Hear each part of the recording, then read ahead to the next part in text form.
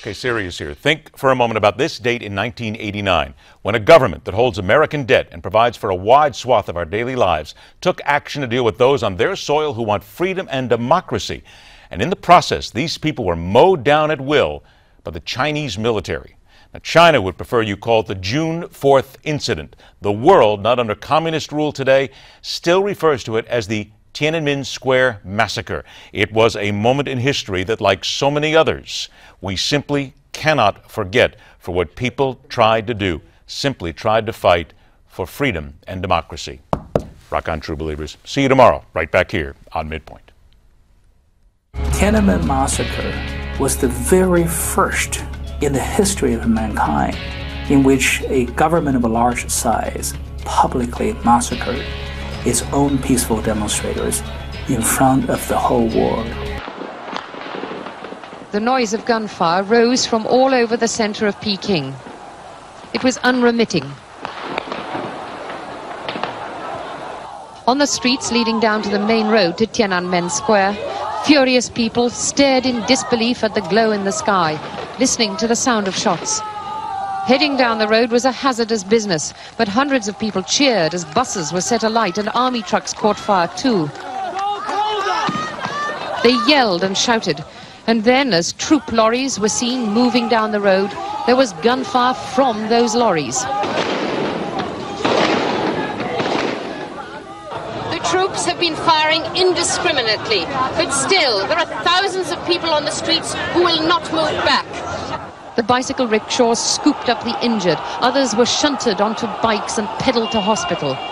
Many were carried away by frantic local residents. There was confusion and despair among those who could hardly credit that their own army was firing wildly at them. On that night, I was watching the crowds as usual. I'd been in the square every day and many nights since the 17th of April.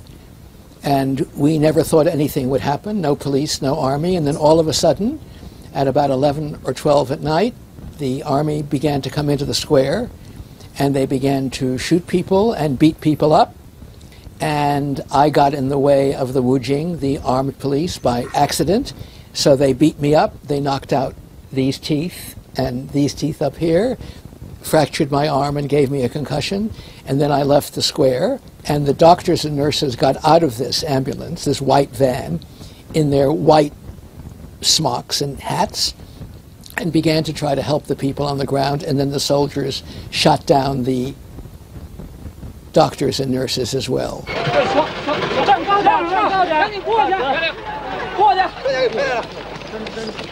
Keeps me awake at night to think that I am a so-called student leader and then a survivor of this massacre, where many of fellow students and supporters died, participants died in that night. After hours of shooting and facing a line of troops, the crowd is still here.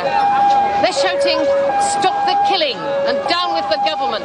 Beijing still echoed with gunfire as furious townspeople threw rocks at passing troops. From this mayhem emerged one of the most iconic images of the 20th century. A single striking image of an outraged individual stopping a column of tanks.